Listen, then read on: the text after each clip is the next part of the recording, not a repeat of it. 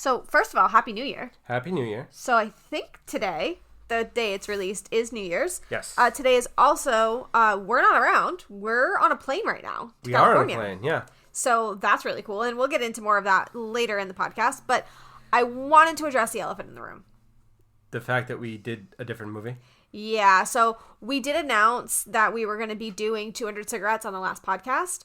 And I want to let you know, we really tried, guys. I tried every streaming site that I could think of. It does not show up. No. And then I hopped on eBay because if you guys don't know, I'm a reseller. So that's my next course of action is to hit, the reselling websites. And I found it for $100 for a DVD. The cheapest I found was a VHS for $10. But I'd have to buy a VCR. Yeah. So I don't know if that's really cheap.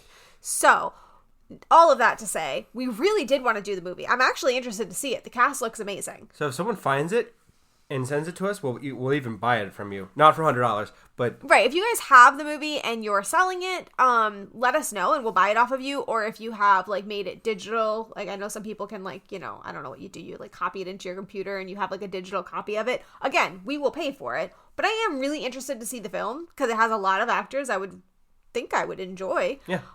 But I can't get my hands on it. It doesn't exist. If you guys know, let us know. cinematicallycorrect@gmail.com. Let us know. We will buy it off of you. Anyways, all of that is now done. We did pick another movie that you guys did choose. This one came from Gidget Von LaRue, and she has the Retro Cinema podcast. They focus on 80s movies, so this is really in her wheelhouse. Yeah. So the movie is... Trading Places, which is your choice. Yes, it's my choice, but I took... audience choice. Yeah, so 2 audience choices in a row. We don't normally do that, but you're welcome. Yeah. Yeah. So, where do you want to go? Brief synopsis? Brief synopsis.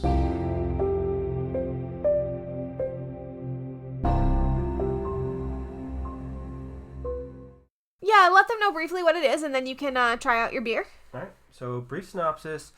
It's the story of Eddie Murphy and Dan Akroyd. One is a down on his luck person that grew up poor, and someone who grew up with a silver spoon in their mouth, in the very different lives that they lead. Then 2 brothers making a bet about nature versus nurture and switching their lives and trading places. Basically, yeah. You sounded really unenthusiastic, but I want to let you guys know so you have full warning going into this. This is a movie about the stock market, and Tyler is very versed in that and also very excited about that. If you've seen previous podcasts we've done, like The Big Short, Yep. He gets real into it, so that lack of energy is only No, I'm fleeting. just trying to contain the excitement a little bit. So it's going to explode at some point, so be forewarned. Before we get into it, do you want to try your beer? So this is it's Maduro Brown Ale. So this is finally a beer that I have picked for you that you were not around for. Yeah. So that is new and different for us. So it's Cigar City Brewing. And I have a guess that it's related to the movie for the cigars that Eddie Murphy steals and that they're all through this movie. Basically, yeah. Basically, that's the sum of it. I wanted really badly to find a Gorilla beer. I did locate a beer with Gorilla on the can. Yeah. On eBay. They were selling the empty cans for like $40, so you ain't getting it. Sorry. No. Yeah, no. All but right. so that's what you're All getting. right. So I'm actually cautiously optimistic that I'm going to not hate this beer. Okay, so go ahead. Don't let everybody wait. I think I'll give it a 3.5. Provisional. Yeah, 3.5 is around. That's good. I like it. Yeah. You don't mind it? I don't mind it at all. That's good because you got 5 other ones. I do have a 6-pack that you bought me. All right, so to the movie, to the actors. Yeah, to the actors. So, obviously the most popular actors in this movie would be Dan Akroyd, Eddie Murphy, and Jamie Lee Curtis. Yeah. At least to us in, 2019. After time. So, Yes. Dan Akroyd plays Louis Winthorpe. Yep. He plays this really snobby, rich guy who is Went through prep school, Harvard. Right, and he's a stockbroker? Commodities trader. Commodities which trader. Is basically the same, but Whatever. I am assuming that a lot of you guys listening to this have about as much knowledge as I do about the stock market, so you'll understand why this is going to get frustrating. But So Dan Aykroyd is pretty well known, but off the top of my head, I can't think of a movie he's in. But Ghostbusters, Blues Brothers. Okay, there you go. First of all, Blues Brothers. Do you know that I don't think I've seen the full Blues Brothers movie, but in Disney, there's a place, I think it's in Hollywood Studios, where they always have the Blues Brothers like thing that they act out. They bring out the car and they have the whole sketch, and I've seen that like 80,500 times. So why I haven't seen the full movie is beyond me. All right, we're adding it to the list, I guess. But I've obviously seen Ghostbusters, not the new one, guys. Sorry, I'm not interested. No, don't tell you. So anyway.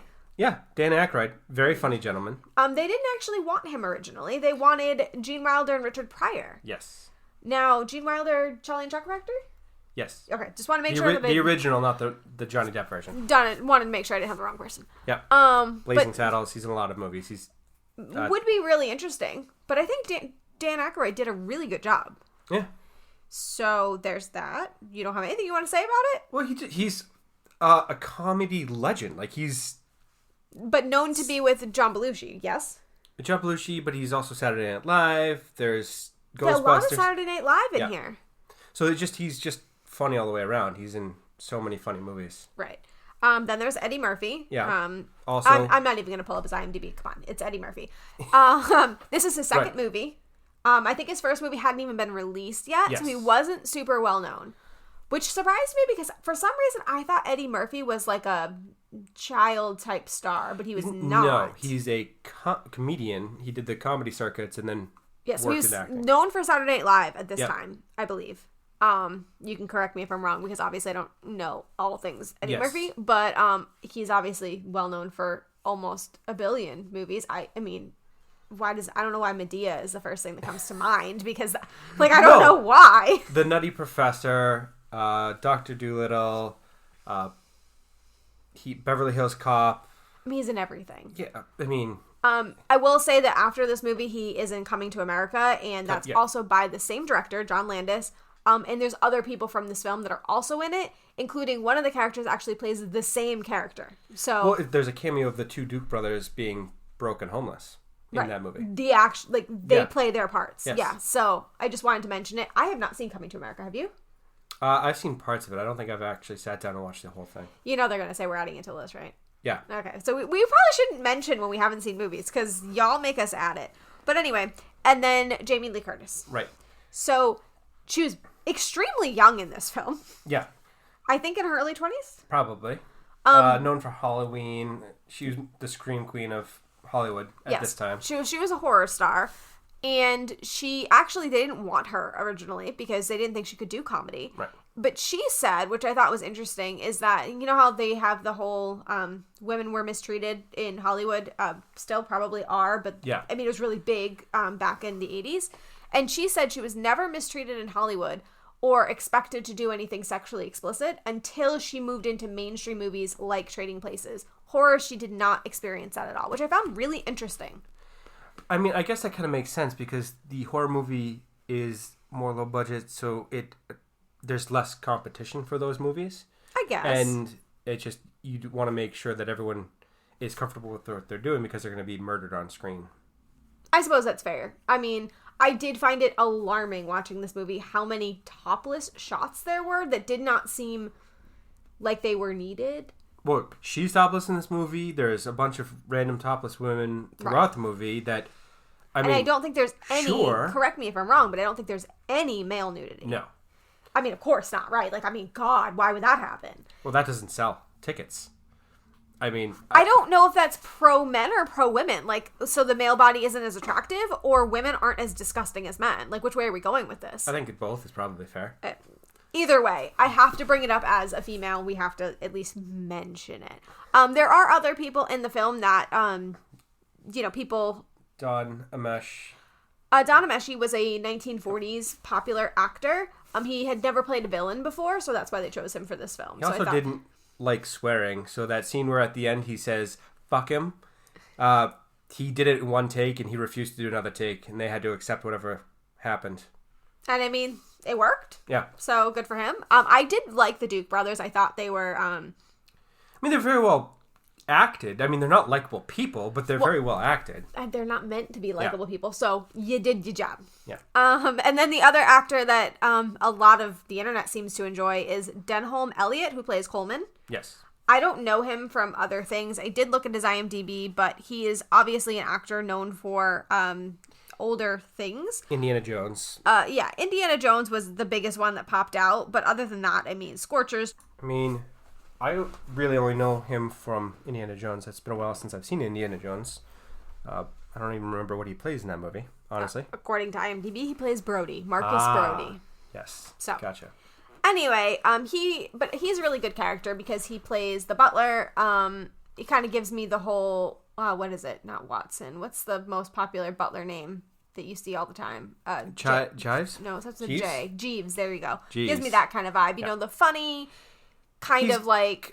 Alfred from from Batman. He's kind of like the family friend, but he's the butler. Right. Yeah, he's just a good guy, but he also has a job to do. Right. So, Yeah. I mean, good character, and I'm sure we'll be talking about him more. But anyway. Lastly, we have to mention Frank Oz, because this is like the 60th movie that we've done of Frank Oz. I don't even He's know how in it legitimately happens. everything. That We never look him up to, like, because sometimes we'll look up people to specifically do a film for them. We've never done that with Frank Oz, nor will we, because he's overrepresented already. Yeah, I mean...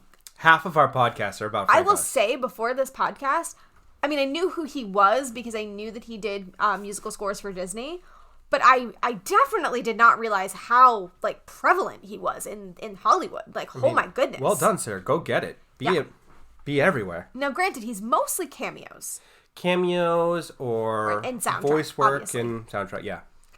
But anyway, he was All in right. it. He was a police officer. Yeah, he was the police officer that finds the drugs, and in that whole awkward scene where he's looking at the guy. This is PCP. Yes. There. Yeah. Yep, that was him. Okay, so the movie. This is our second stock market movie? I think so. I think we did The Big Short, but that's really all we've done because I get overly excited and animated. Yeah. But also, they're fun to do because I think it's interesting to have that information that a lot of people seem to be confused about this part of the movie, so at least you can give some insight there. I should be able to clarify that a little bit, hopefully. I have other stock market movies on the list, but we're going to space it out a little bit so it doesn't go too far. Yeah, go too far. I think that's a good idea. So basically, the movie starts off with you learning that Dan Aykroyd's character is a really rich, snobby guy who works in commodities. He seemingly doesn't do much. I mean, the way the movie presents him, he doesn't seem to do much, but he has a lot of money. He's well respected, and he is super, like, into himself. Like, the part of the movie that really sticks out for me, at least at the beginning, is when he is going to get into his car and he, like, keeps his hands by the side and he's, like, looking at his servant. Like, you can't open a car door, man. Like that just feels like, okay, really? That feels like a lot. Yeah, it's way over the top. Yeah. But, so the other big part at the beginning of the movie, which annoyed me more than it should have, was Eddie Murphy being the homeless person? No, but wow, way to make me sound horrible. Well, it annoyed the hell out of me because he's clearly the con man at the beginning of the movie. Oh yeah. Well, there's a part in the movie where he's in the park and he's on it's like a fake, rolly thing. It's like a dolly, but it's like not a wheelchair. It's supposed to be a wheelchair, but it's to make him look even more pitiful. Right, and he's pretending like he has no legs. And I remember him saying, I have no legs, I need money, I'm a veteran, blah, blah, blah. And I turned to you and I was like, wait, he really has no legs? And you're like, why? You think he's a con man? I'm like, yeah, that's what I was assuming. Yeah. So I guess I was right, but I feel bad that I was assuming that. It just, the way he presented himself, he was being way over the top and way too much. And it was just kind of like, tone it down, man. Yeah, it was a lot. You have a lot of spirit for someone who is homeless with no legs and blind. Your spirit should be a little bit more broken than that. Yeah. If that was real. But anyway, the part I was talking about was the two brothers, the Duke brothers. Constantly talking about nature versus nurture. Now, I get that is a theme of the film, but God, did they hammer that home. I mean, if you watch this movie and you did not pick up that nature versus nurture was going to be the main part of this film, you were asleep. Yeah. Because they said it at least 80 times. I literally turned to you and I'm like, oh my God, we get it. Like, what is this? Oh, no, it's the central point of this movie. I think they were trying to hammer it home and make it clear, but they went way too far with making it just hitting you in the face. Right. Now, before we talk about it, I mean, do you have an opinion on is it nature versus nurture that makes us into the people that we are? I think it's the timeless debate because it is not just one or the other. I mean, I would, if I were to say I have to pick a side, I would probably go with nature or nurture rather. So it's the defining things in your life that make you who you are more than your circumstances from birth. Right. But that does play into it. I mean, it's so all of hard it is because, tied together. So you look at a family, right? And they're all brought up the same way. They have the same parents. They have the same values, all of that, right?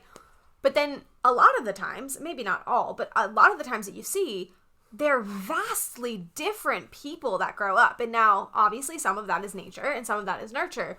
But when it becomes so vast, right? Then what do you call that? Like if you have one person who is super successful, like multi-millionaire, like whatever, and you have another person who 40 years old still living at their parents' house from the same family. Like how do you equate for that? Is it maybe the family treated them differently? Is it I think it's probably that they have different life experiences, and then the nurture side of things is not exactly the match, even if it's from the same family. So all people are different. All people are treated differently throughout their life, not just with their family, but with their friends, social circles, all of that. It also has to be how the person receives treatment, right? Yeah. So like if you talk to me a certain way, right, I may receive that differently than if you took the same tone, the same words, the same everything, and turned to somebody else. Yes, and that's partly based on who you are. Nature. And then also your experiences from your past. Right. Not necessarily just your upbringing. It can Right. also be, my experiences with men because you're a man. Right. Or my experiences with boyfriends because you're my husband. Or right, exactly. all of that. So there's no one or the other. I would tend to say that it's probably more the nurture side and it's your experience, but it's really hard to say. Yeah. This is like the chicken or the egg. You're never going to get the answer. What I would want to ask you, though, is, so this movie, if you guys haven't seen it, I don't know if there's people left out there, but I was one of them, so I don't know. Basically, what they do is they decide that the Duke brothers decide that they're going to switch Eddie Murphy and Dan Aykroyd, the rich person and the poor down on this like con man. Right. They're going to switch their lives to see how they would react. Would they become each other with their lives switched, essentially? Right. That's a really simplified version. But anyway, do you think that is realistic? That you can take a stockbroker and a down on his luck person and switch their lives and they kind of live out the life the way that it happened? Because, for one, Eddie Murphy got up to speed on commodities real quick. And all I'm saying is you've tried to explain stuff to me. I think I get it, but not enough to make money on it. So that's the thing. I mean, in the movie, it's simplified and it's sped up. So I don't think it would be that immediate. Right, day one. Right. That's not realistic. But I do think that if you were to change circumstances for people in a dramatic way, that you will hugely impact their trajectory for where they're headed. Absolutely. In the future. Like, that's not even a question. Where if you take someone and give them an opportunity, oftentimes people rise to the occasion and they will make the most of their opportunity. That's fair. I do think that the one thing this movie skipped over a little bit is that, at least with commodities trading, and I'm sure with a lot of other things, while it seems like it's a very simple thing, because it doesn't feel like they're doing a lot, there is a lot of training that went into that, schooling and all of that, that you can't really just skip over. Well, it's like chess. It's a very simple thing to understand and know the rules of how to play. It's one thing to be a grandmaster. Like, they're not the same. It's easy to learn. It's hard to be good at it. Right, and it's like the old saying that they always say, you're paying somebody not for what they did today, you're paying them for the years of training that went into that. So, well, there's that old joke of the plumber that is the only one that can fix the pipes in the town hall, and he charges $100,000.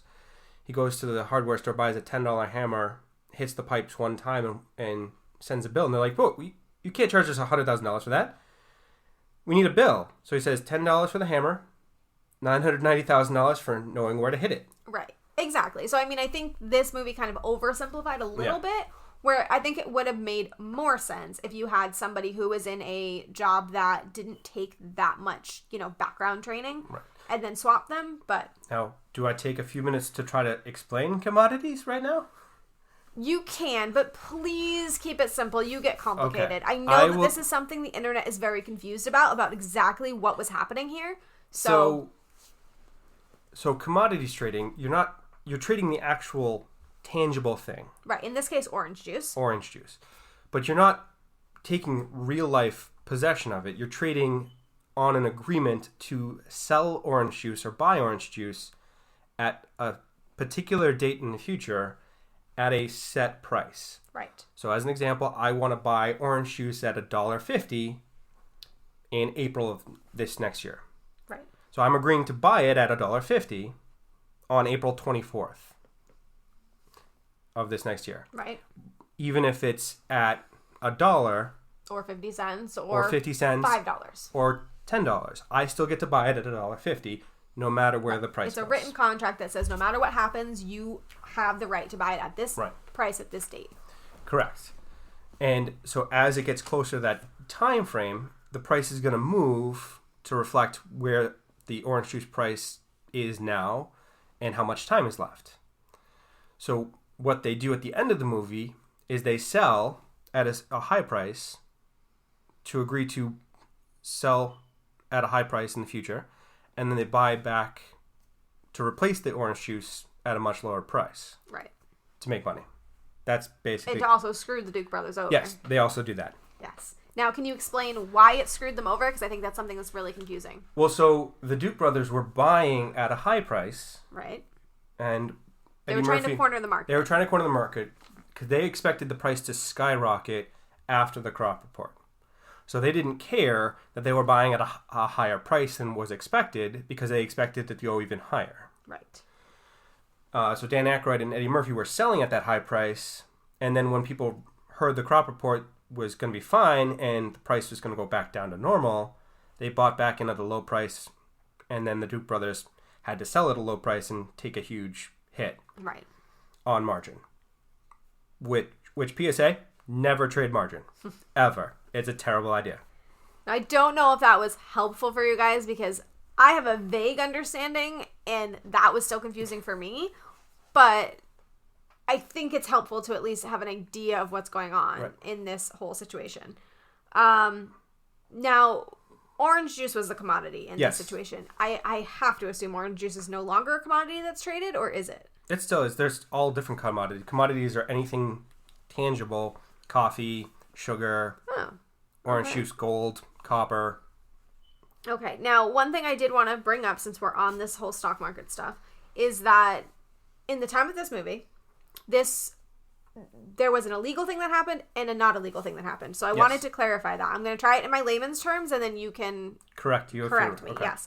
So essentially what the Duke brothers did is they stole the crop report from the federal government to use the information to corner the market. Okay. Right. So the illegal part that happened was they stole the crop report. So that is illegal, and that is why there was legal ramifications and all of that. You do not ever steal from the federal government because they take it personally, and they're the ones that write the laws. You will go to prison. Right. Don't ever steal from the government. That's just crazy. Right.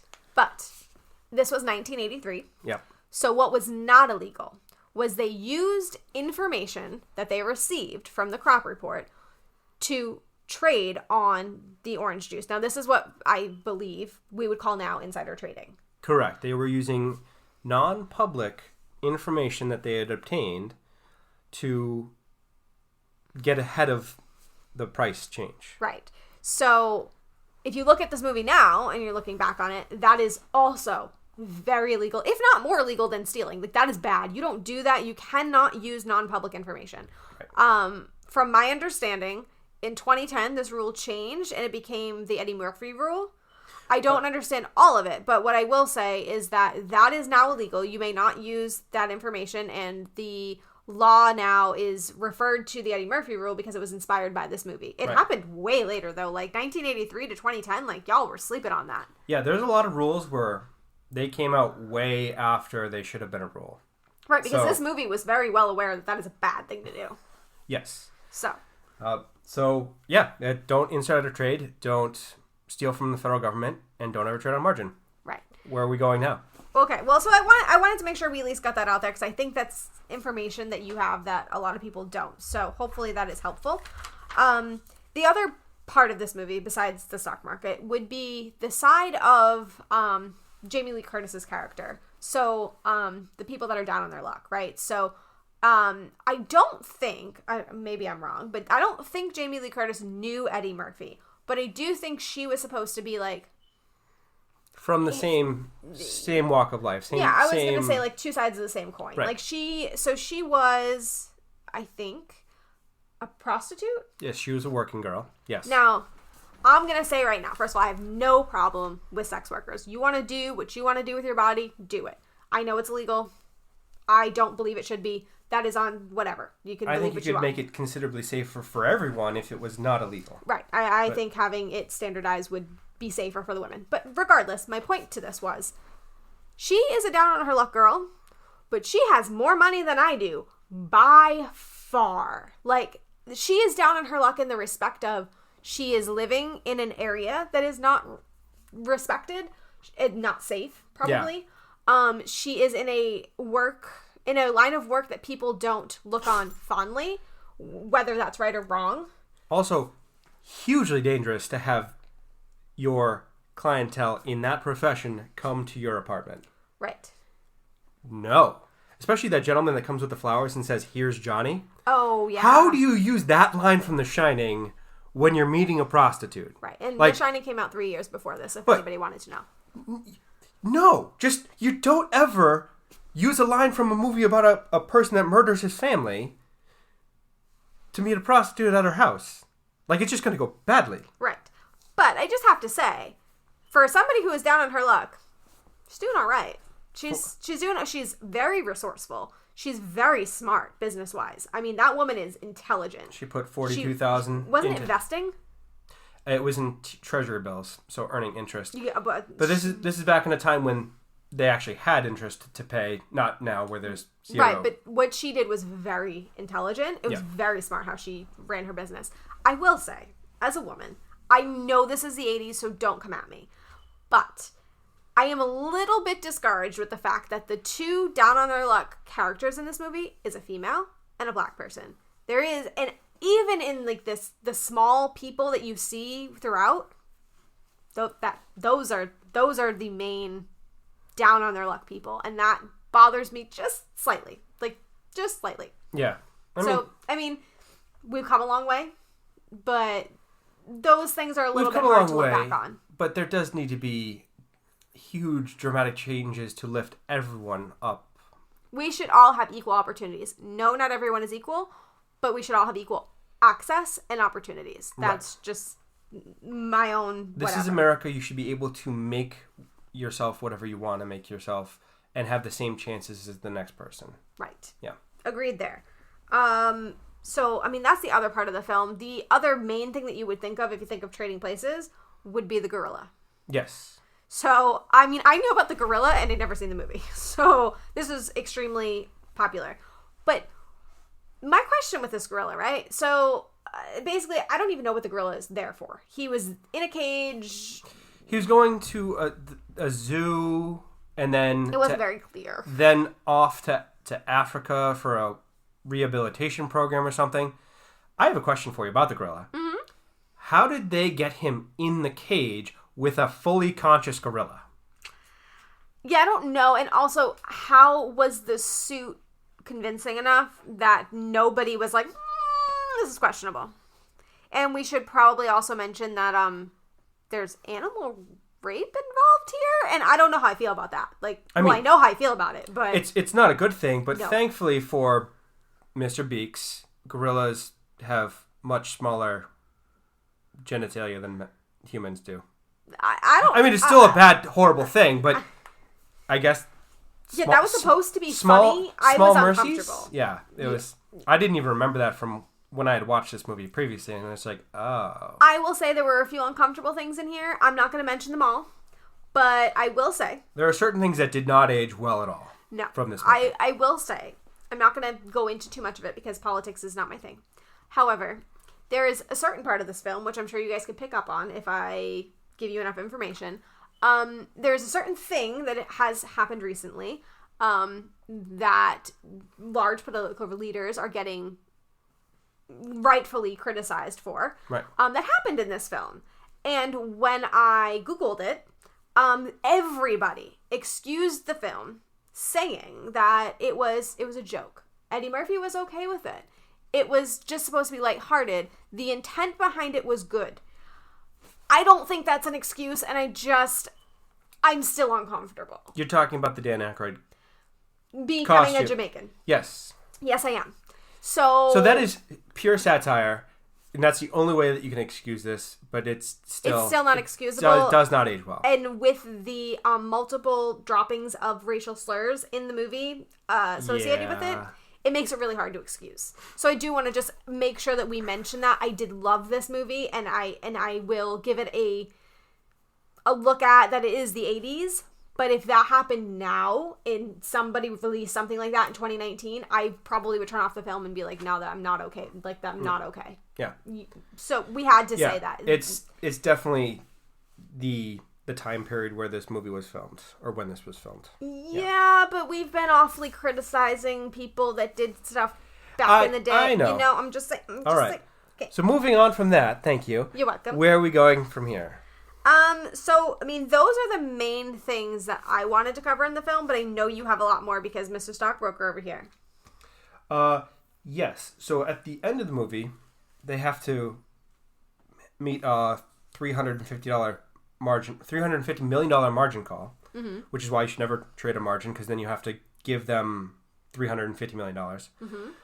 That's actually based on a real thing where two Texas gentlemen tried to corner the silver market. Silver Thursday. Yes. And then wound up owing $100 million. I wasn't going to talk about that because I thought that would be your history minute. Well, it's not, apparently. It's not my history minute. Okay, then. Well, then. Yeah, so don't ever use margin. That's my PSA. I cannot say that enough. Get nothing out of this podcast. It is don't use margin. Don't borrow money that you have. Don't borrow money you don't have to place bets in the stock market. You will only lose. Yeah, that sounds about right. Yeah. Is there anything else you want to cover? I did find it interesting that Kelly Curtis was in this movie. Jamie Lee Curtis's sister. Oh, I don't think she's in much, is she? She not nearly as much as her sister, no, but she's one of the girls that are at the tennis country club type thing. That is interesting. Yeah. One thing we should mention, I know that this is going to be a longer podcast, but this movie came out right after The Twilight Zone. Yes. John Landis was the director there. Yeah. And he was in the midst of a very tense legal situation because of The Twilight Zone. If you guys don't know, basically 2 child actors were beheaded on the set, and he was being tried for manslaughter. I believe he actually got off, if I remember correctly. But he had broken child labor laws because they were on set at, I believe, midnight. I could be a little bit off on the details, can't remember everything. But anyway, this is something that followed him for quite a long time, and I think it did affect his reputation in Hollywood. So I want to mention it because this is the movie right after. So yes. I'm sure it did color some of his interactions. Yes. They also have edited this movie after 9/11. Where there are pictures of the World Trade Center, and there's the scene where they walk in and it says it's kill or be killed, which they definitely removed. Yeah, it didn't age well. No. So yeah, I don't know where to go from there. Well, I mean, that's about it. So I think from there we should probably move into your history minute. All right, Tyler's history minute. Tyler's history minute.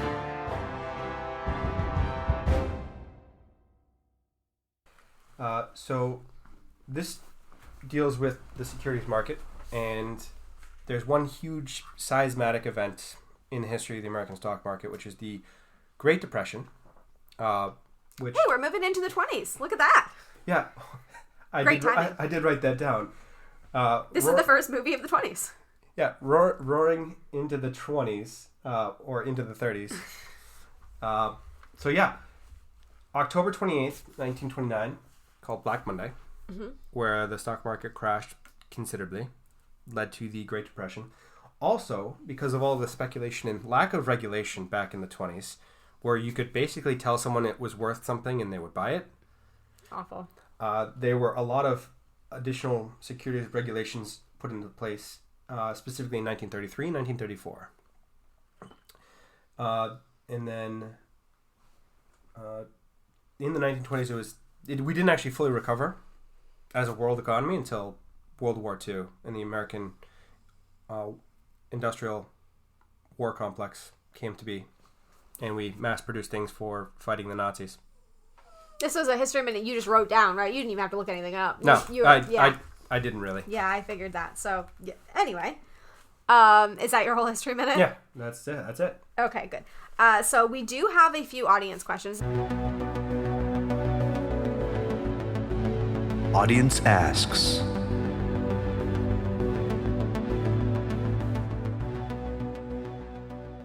So there's not a ton of them, but I don't know why, because I know y'all have seen this movie. But The Contrarians, which does another movie podcast, they had recommended 200 cigarettes. Yes. And obviously, we're not doing 200 cigarettes, so I did want to at least mention their question. They said, Jamie Lee Curtis topless shot, gratuitous or not? I mean, it didn't add anything other than Jamie Lee Curtis being topless to the movie. Yeah, there really wasn't a point to it, and now knowing what she had said about, It kind of does make it a little bit uncomfortable, given that she feels exploited by this movie. Yeah. So that definitely I did not hear that story beforehand, but now that I've heard it, it just kind of colors that whole scene as really uncomfortable. Yeah, I mean, I'm somebody who, I don't mind nudity, violence, any of those things, but they have to have a purpose. They need a reason, right. And I felt like this movie could have done without nudity and been the same movie. So I mean, yeah, 100% it could have been. Although Jamie Lee Curtis, well done, like, wow. Well, but she's a beautiful woman. Beautiful woman, but it doesn't it just mean is really... that you need to use her beauty as a draw to the box office. Yeah, I mean, that's uncomfortable. With that story, it's too much for them. It detracts from the movie. Yeah, so yeah. I'm glad we're on the same page there. So Dell on Movies said, please discuss why Coleman is the most important character in the movie. He's not. I mean, Dan Akroyd and Eddie Murphy are more important characters, but he is a central part of this movie because he does help facilitate the change, and he does take Eddie Murphy under his wing, and he's actually close to both of them because he feels really terrible about throwing Dan Akroyd. Does he, though? He didn't like Dan Akroyd at the beginning. He didn't like Dan Akroyd, but when he gets the instructions from the Duke brothers, he's like, it's your house, sir. You can do whatever you want. And he calls him miserable prick or something. I think he didn't like any of the rich people. He didn't like any of the rich entitled people. But then after he saw Dan Akroyd so down on his luck, he's like, well, he's just another person at this point. Right. You're able to connect with him. And he's been changed by that experience to be a much nicer person all the way around. And I think the Coleman can sense that he's had a huge change of his personality. Right. I mean, I will say that Coleman is super important in the respect that if it wasn't for his character, this change could not have happened. Right. Because Coleman pretends like he doesn't know Akroyd. Yep. He's very supportive towards Eddie Murphy. He's kind of like that friend, that confidant, that person he can kind of lean on. And he is very good at being kind of playing both sides of the coin. So if Coleman decided to just blow it up, he could at any point. He had all of the information. So I do, in that respect, think he was very important, and I do love the fact that Eddie Murphy gave him money, just like Dan Aykroyd's character gave Jamie Lee Curtis money. Well, there was that line where he's like, Eddie Murphy's like, what do I do, Coleman? And he says, just be yourself, sir. Whatever else happens, they can't take that away from you. Which is just so heartwarming. So nice. Like, we love you. And then also the scene where Dan Aykroyd's about to shoot the Duke brothers in the face with shotguns, because and it's an affront to his honor. He's like, why don't we just make them poor people? You didn't like it. And he's like, oh, in all respect, sir, you didn't particularly care for that either. Fair. So fair. He is the engine of this movie. He makes the movie go, but I think that the other main characters are as equally or more important. That's fair. I know I'm going to ignore the time at this point. Pino Comics Star Jr. said, was it really a nice purse? And the only reason I'm bringing this up is because both of us said after the movie, we didn't know what that was. And I looked it up because that's who I am. And there is a scene in the movie where Dan Aykroyd's fiance is sitting, I believe at the police station, and she's clutching her purse. And the guy sits next to her and says, that's a really nice purse. And it's obviously him trying to find a way to talk to her and get close to her. Right. They don't show, at least in the clip that I rewatched, they don't really show the purse. It has to be a nice purse given who she is in this movie. Right, but I took it as more of a way to be really creepy and disgusting. Yeah. So, but apparently that is an extremely popular scene. Like, if you look up the scene, everybody in the comments is like, this is the best scene, it's so funny, like, whatever.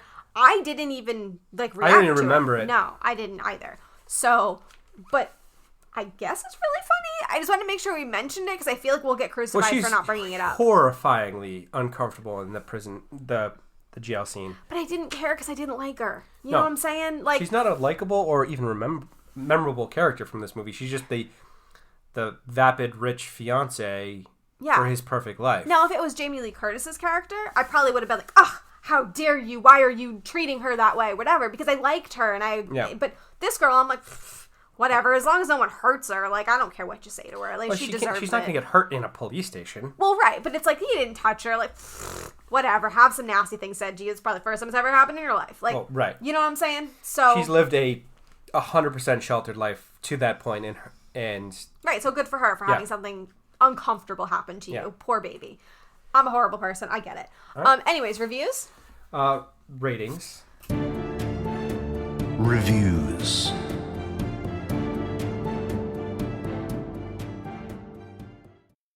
So Rotten Tomatoes has this movie at 87% for the film critics. Makes sense. Everyone seems to love it.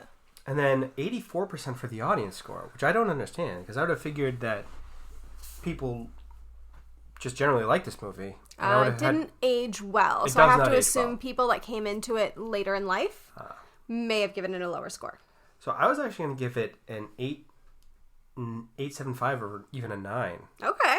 Despite not aging well, which you can just kind of brush off that it was 40 years ago a little bit. It's not great. Admittedly, there are really uncomfortable moments in this movie. But you have to evaluate a movie for the time that it's produced. Also just the chemistry of the actors. Dan Aykroyd, Eddie Murphy, fantastic choices. And it's a topic you enjoy. And it is a topic that I enjoy because it's popularly covered. Right. So there's not very many stock market or commodities market movies. If any commodities market movies. Well, I mean, there's a few other things that are similar. We've done The Big Short. There's Wall Street, Wolf of Wall Street, Boiler Room. There are other movies, but it's not a highly covered area. So yeah, I'm going to give it I'll say an 8.75. Okay. I was going to give it an 8. So I enjoyed the movie a lot. I thought it was really funny. I actually liked it way more than I thought it was going to. I thought, oh, stock market movie, God, just kill me. But it was actually really funny, and I actually understood a lot, which was very surprising for me. So you're coming a long way. I'm taking you along on your education of the market. Just daggers is what I want to shoot at you. But I obviously do have to minus points for it not aging well because that's just who I am. I have to minus points for the fact that it didn't treat women very well based on what Jamie Lee Curtis said. That obviously bothers me. And then I did want to minus points for the fact that it didn't make a lot of sense that all of that could happen so fast. Like, I'm somebody that's a realist and it needs to make sense for me. Right. And I did struggle with that, so that, but I did really enjoy the film, so how that weighs, I don't know. So I'm giving it an 8. All right. So moving on to next week. Yeah, so next week's movie, I'm actually kind of excited about this. So next week is my choice, and we are doing Eddie the Eagle. Yeah, and I think we saw this on a trailer, like, early in the year.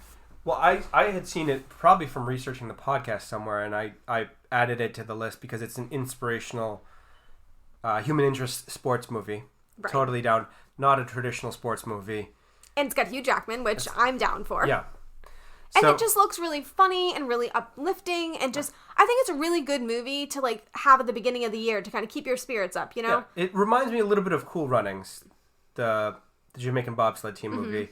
So I'm interested to see it. I've never seen it. You've never seen it. Nope. So I'm sorry if it's another movie you guys haven't heard of, but if you are working on New Year's resolutions and you need some kind of like pep in your step, I think this is going to be a good movie for that. Obviously, this is like an inspirational movie. It's just it's going to be like, yeah, we're gonna go out we're and gonna do accomplish those goals. Yeah. We're in. So I think it's a good movie for the beginning of the year. So I'm excited for it. So be back next week. I did want to mention we do have a website now. So if you guys aren't getting notified about the podcast when it's being released and all of that on your podcast apps, if you go to our website, cinematicallycorrectpodcast.com, you can click the subscribe button and put in your email, and it's going to tell you when we release an episode, because we're giving a companion blog post alongside of it just to kind of let you guys know what we're covering, where we're covering it. If you haven't seen the movie but you want to hear Tyler's History Minute, or you want to know the reviews or whatever, right, we're going to give you the timestamp so you can kind of do that.